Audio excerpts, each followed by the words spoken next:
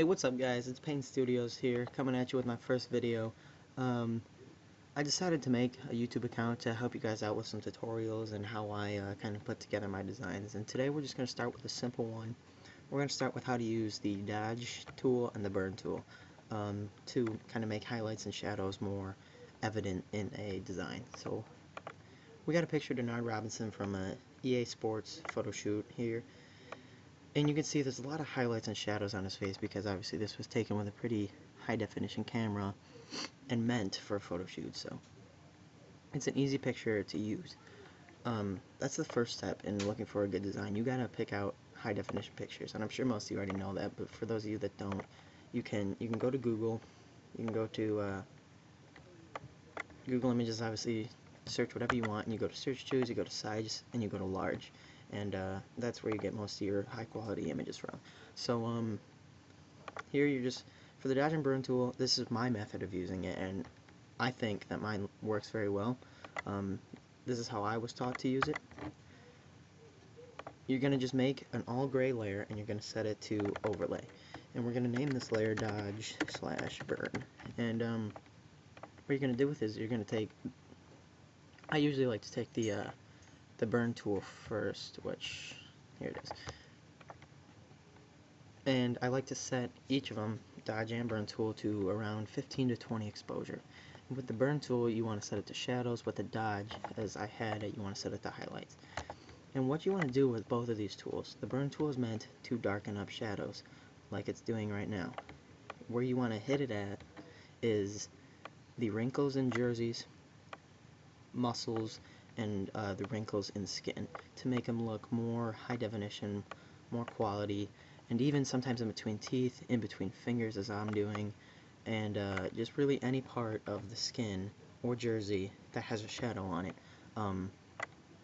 And you can get in between the nose and the eyes, you can get the dimples on his cheeks, you can get even on the ear, and then you can even kind of almost create muscles with it. This is what magazines use to, when you see these muscular guys that really aren't that muscular, that's where you see magazines use this.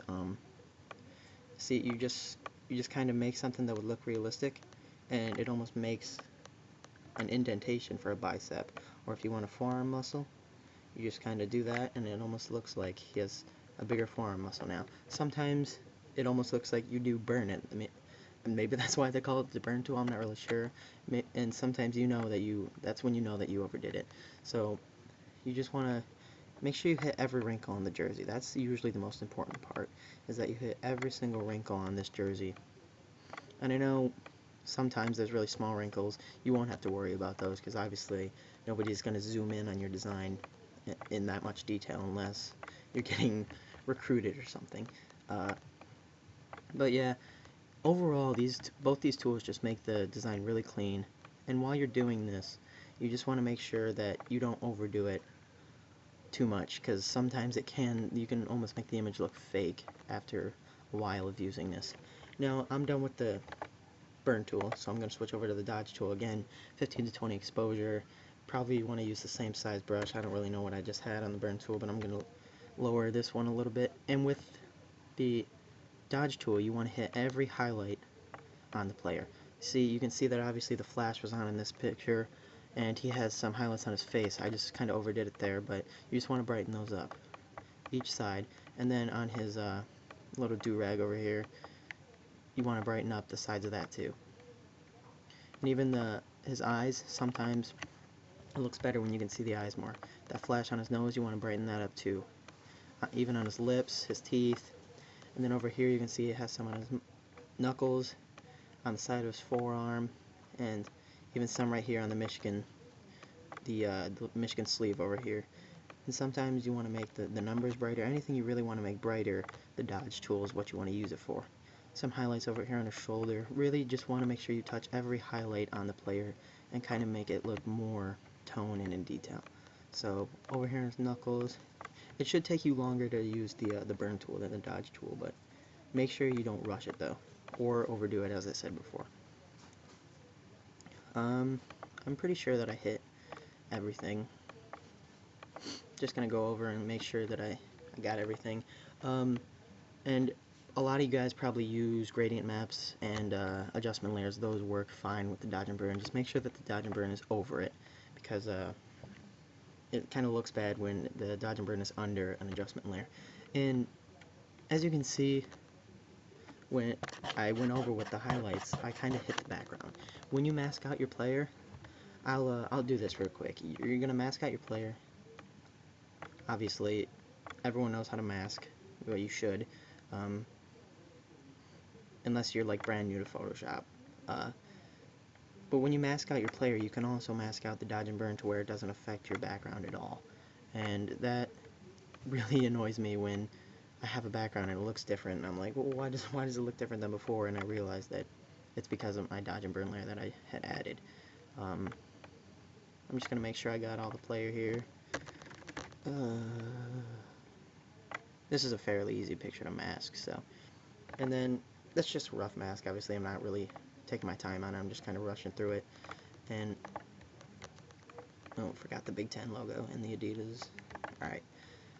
You just want to obviously make a new layer of him cut out, and then you can go to select, inverse, and if you didn't know how to select the layer, you just Control I and then click on it, and you go to inverse, and now you go to the dodge and burn layer and you press delete, and now it's not going to affect the background at all. And you can see the difference with it. There's before, after. I might have overdone on this picture. It just depends on the way that you like it.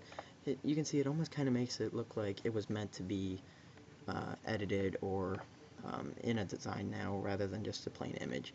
And when you see that you kind of overdid it a little bit, you take the same color gray and you go over it with a brush. And you have a low brush opacity, so that way it almost works as like an eraser. And you just kind of erase. I saw that I kind of overdid on the eyes there. And a little bit right here too. Other than that, I think it looks pretty good. And then, like I said, it complements well with some gradient maps. I'll use probably the most common gradient map used right here, and I'll just put it on soft light and lower the opacity a little bit. It looks good, and you can change the colors, mess around with the gradient maps a little bit. This one I like too. But overall, the one thing that we were focusing on in this video was the dodge and burn. So there it is. There's before, there's after, there's your final product. Thanks for watching this video, guys. I hope you like it, and if you do, please comment, tell me what to do on my next video, and thanks for watching.